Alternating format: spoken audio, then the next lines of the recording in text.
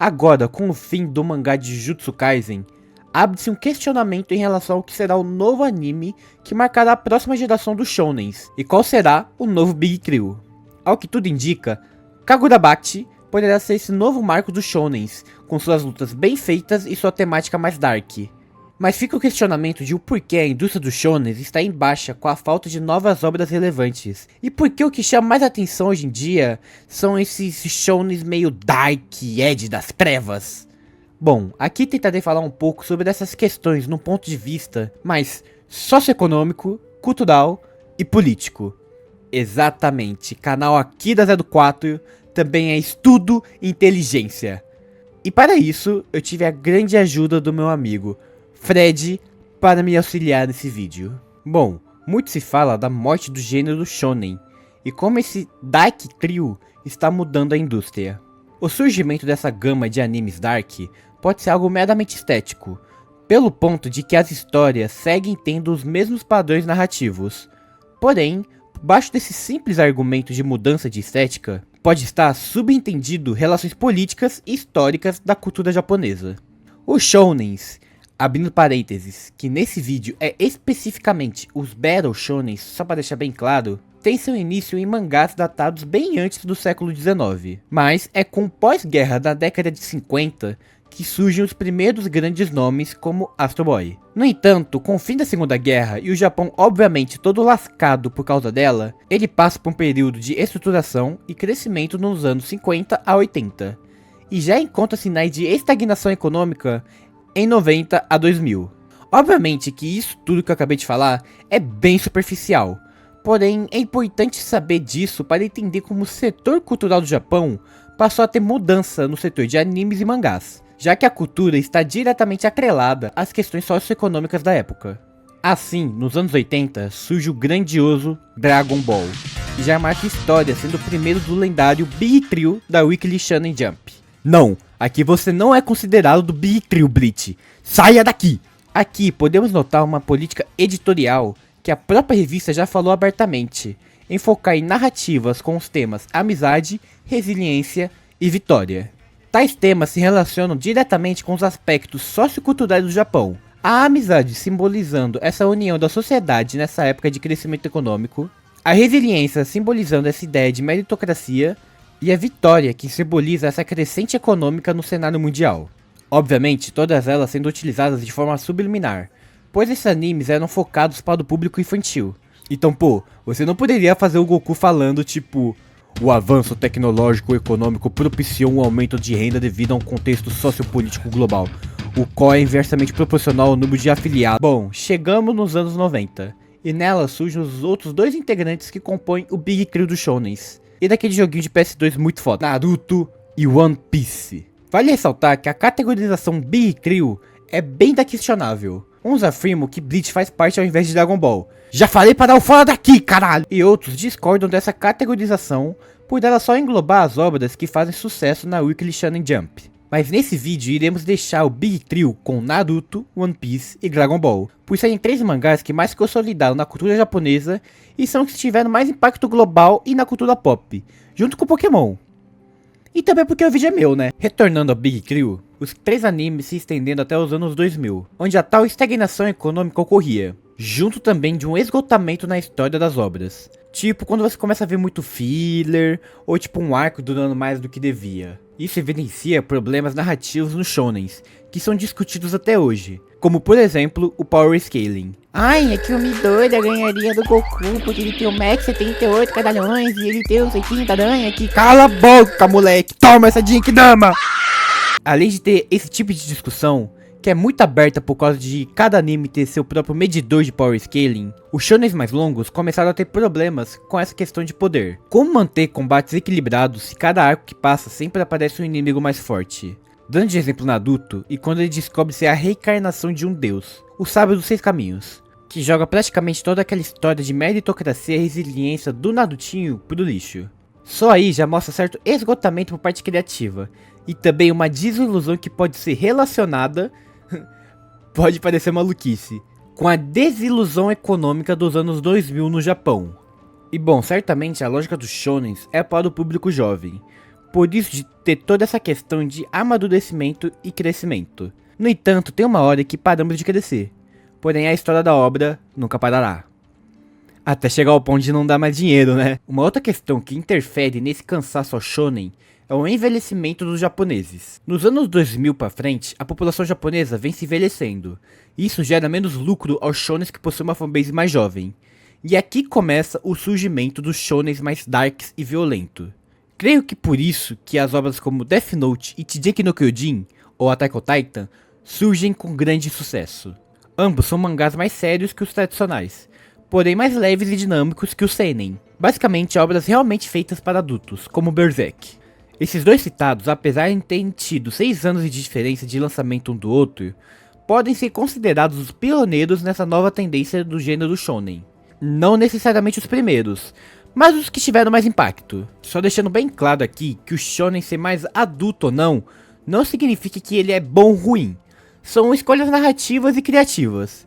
Um anime considerado infantil pode ter bem mais aprofundamento e interesse que um considerado adulto. Enfim, falei de Death Note e Shingeki, mas vamos deixar um deles um pouco de lado, porque agora é hora de falar do nosso careca favorito.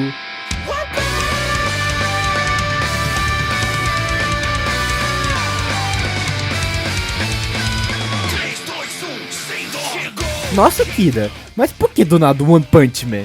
E eu te respondo, meu querido, o principal fator pela escolha é a particularidade da obra, tanto de One Punch Man e de Shingeki, que é de propor e subverter questões particulares do shonen.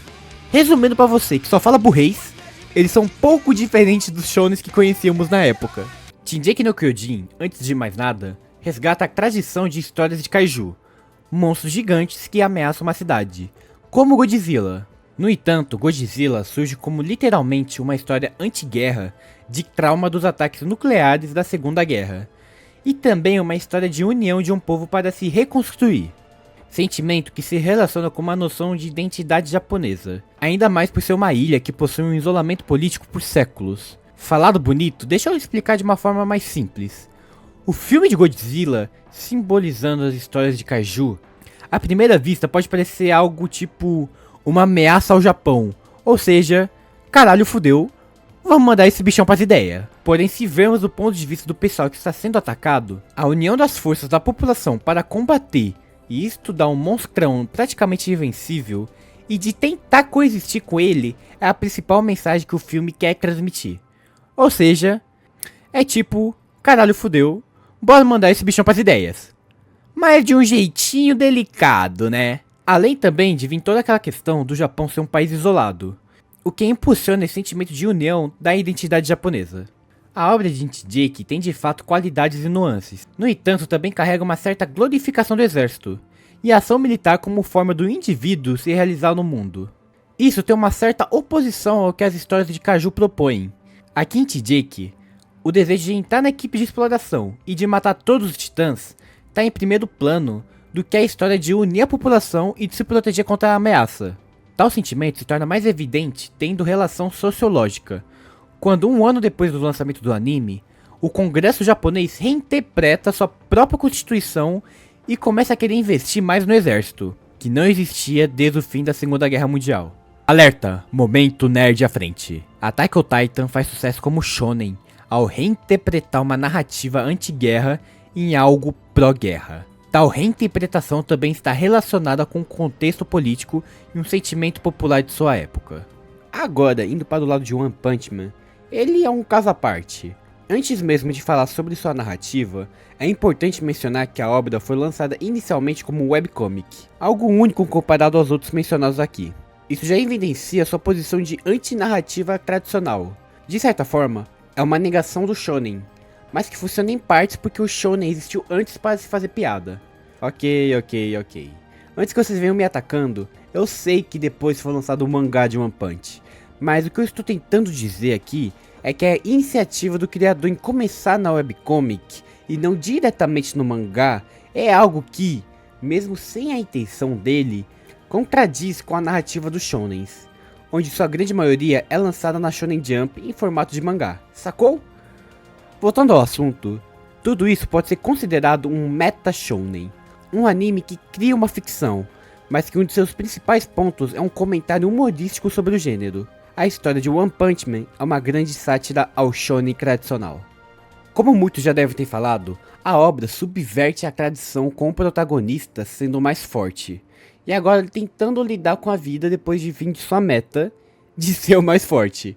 Assim, apesar de ter inimigos toscos de propósito, como o Vacine Man ou o Caranguejo de Cueca, o que destaca na obra é o distanciamento do Saitama em relação com o mundo. Ele apresenta uma certa indiferença a tudo, tanto para as lutas quanto para o fator de ser um super-herói, e focando em sua dificuldade de viver o cotidiano, o que contrasta com os protas de animes que são super motivados. Talvez a narrativa de herói perdeu seu charme em um tempo de crise e esgotamento do gênero. Assim, o anime aproxima a figura do herói ao espectador, tornando-o mais humano. Assim, a série não constrói aquela narrativa clássica, mas propõe um diálogo entre a relação de cansaço do Saitama com o cansaço do espectador com o gênero do shonen.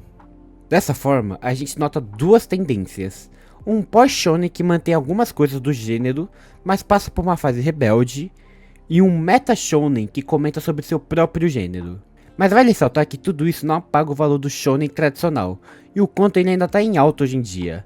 Animes como Demon Slayer e Boku no Hero são uma prova disso, porém agora eles passam a ser questionados em produções que atingem o mainstream.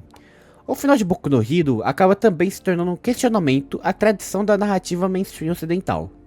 Logo, chegamos ao ponto em que estamos atualmente, uma certa incorporação desse cansaço na tradição, a nova geração de shonen chamada de Daiki Trio, com Hell's Paradise, Jujutsu Kaisen e Chainsaw Man. O trio recebe o nome de Daiki Trio a princípio por serem mais dark graficamente e violentos do que o trio shonen dos anos 90. E nessa proposta irei me aprofundar menos no anime de Hell's Paradise, por ele não ter tantas rupturas no tradicional do gênero. Sim, tem a parada do Gabimaru ser o protagonista antagonista da história, e é aquela coisa da vila ser contra ele, o que subverte muito de Naruto, por exemplo. Mas em questões narrativas ele se assemelha muito aos tradicionais ainda. Começando com o mais famoso do trio, Jujutsu Kaisen. Primeiramente, Jujutsu é um bom exemplo de incorporação do pós-shonen no shonen.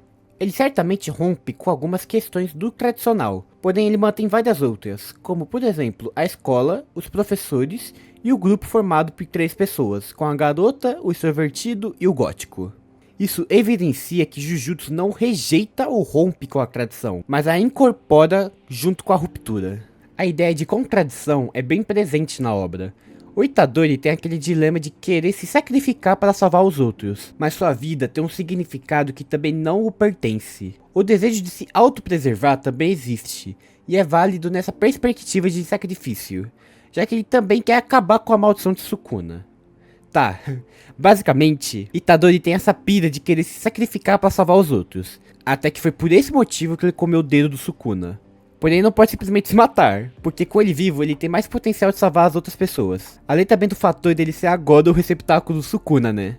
O próprio equilíbrio da escola Jujutsu carrega uma contradição, pois se apoia uma ética utilitária. O Tengen é mantido vivo pelo sacrifício e morte dos chamados receptáculos da estrela, para que ele viva e possa proteger a escola do mal. Isso evidencia que esse equilíbrio é mantido artificialmente, e envolve e incorpora em algum grau atos que vão contra a própria ideia que eles defendem. A luta contra as maldições é uma luta eterna. Agora presta atenção, pois a maldição não só é sintoma de outras questões, como também é necessário o uso de ações antiéticas, que já gera outras questões, que geram maldições. Assim, na contradição, a instituição em Jujutsu busca apenas a manutenção das maldições, e não a proteção contra elas.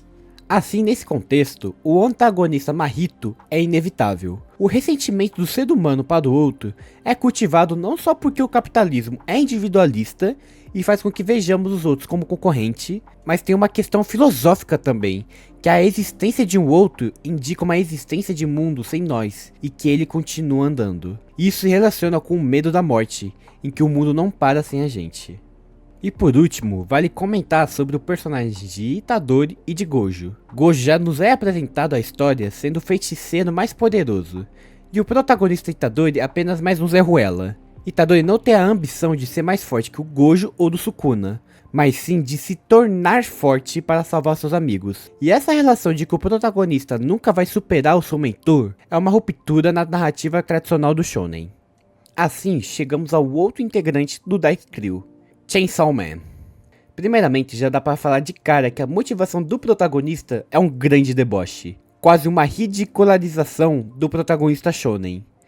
É de fato um deboche meio adolescente se for pensar, um desejo sexual que se torna ridículo, um caminho semelhante em romper tradições, mas por meios diferentes da sátira de One Punch Man.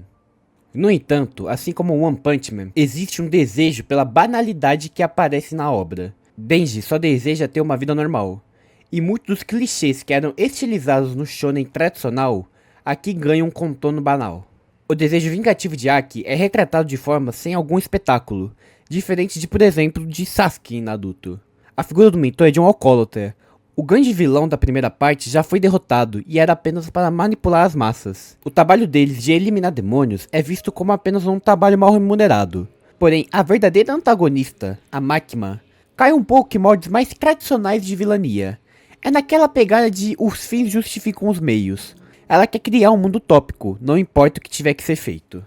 Além disso, existe um tema recorrente que é a busca do prazer e a busca da felicidade. Uma busca por significado. Esse desejo pela satisfação e reconhecer a natureza passageira de que não existe tal noção de vida plena e normal se opõe ao Itadori de Jujutsu, que tem um desejo nobre de sacrifício. De certa forma, ambos vivem uma tragédia de ter que aceitar o sofrimento intrínseco à vida.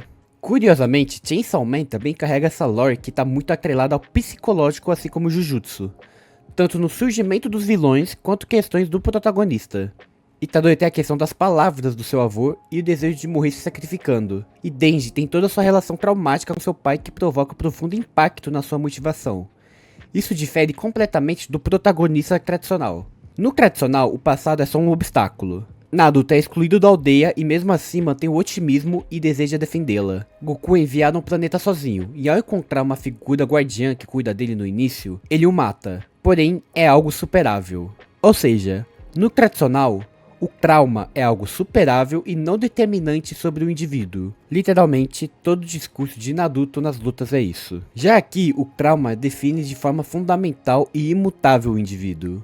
Apesar que em Chainsaw Man nota-se mudanças, mas são de forma extremamente lenta, pois é menos um desejo de mudança próprio, e mais uma aceitação do equilíbrio estático que ele carrega com o demônio. Assim, nota-se que esse Dark Trio é de fato uma tendência que produz rupturas, mas também incorpora elas na tradição shonen. Há um movimento que acontece na indústria. Há um esgotamento da tradição.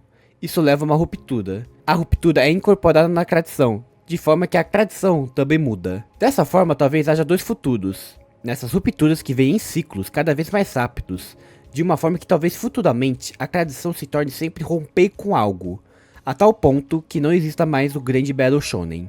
Mas Battle Shonen se tornem muito mais diversificados em narrativas, temáticas e estilos de um jeito que não tem como classificar.